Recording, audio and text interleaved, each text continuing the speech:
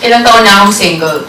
So I think I have yet to find that person who's going to make me give up my singlehood na parang, okay, so it's worth it.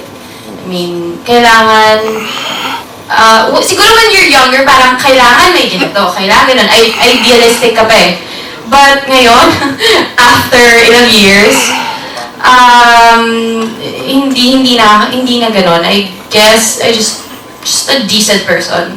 Tapos who's going, I think lahat ng questions and requirements ko, for sure nandun yun sa taong yun who baka na-traffic lang siya kasi tagal eh. Wala pa eh. So ayun, I have yet to meet that guy. You don't have to plan it, you just feel it. Yeah. Thank you for the wise words.